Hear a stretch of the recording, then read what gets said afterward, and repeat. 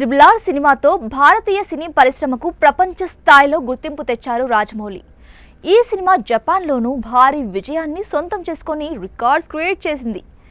ఈ సినిమా తెర వెనుక సంగతులతో triple R behind and beyond documentary రూపొందించిన విషయం తెలిసిందే. ఇప్పుడు ఈ డాక్యుమెంటరీ జపాన్లో విడుదల కానుంది. దీని ప్రచారంలో భాగంగా రాజమౌళి, రమా రాజమౌళి, కార్తికేయ జపాన్ వెళ్లారు. అక్కడి ప్రేక్షకులతో ఈ సినిమా డాక్యుమెంటరీ విశేషాలు పంచుకున్నారు.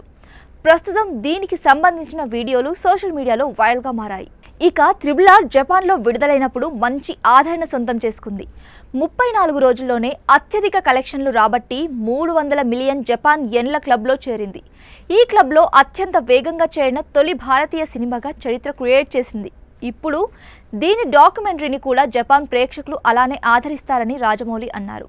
ఈ triple R behind and beyond విషయానికి వస్తే సుమారు 3 ఏళ్ల ఈ సినిమా ప్రయాణానికి సంబంధించి 20 TB ఫుటేజ్ రాగా దాన్ని ఎడిట్ చేసి బెస్ట్ మూమెంట్స్ను తీసుకొని 1 గంట 38 నిమిషాల నిడివితో ఈ డాక్యుమెంటరీని రూపొందించారు. యాక్షన్ సీక్వెన్స్, షూటింగ్ విజువల్స్, చిత్ర బృందం అభిప్రాయం తదితర సంగతులు ఇందులో చూపించారు. ప్రస్తుతం నెట్ఫ్లిక్స్లో అందుబాటులో ఉంది. అటు మహేష్ బాబు హీరోగా ఆయన సినిమా చేస్తున్న సంగతి తెలిసిందే. ఈ సినిమా షూటింగ్ బ్రేక్లో ఆయన జపాన్ వెళ్లారు.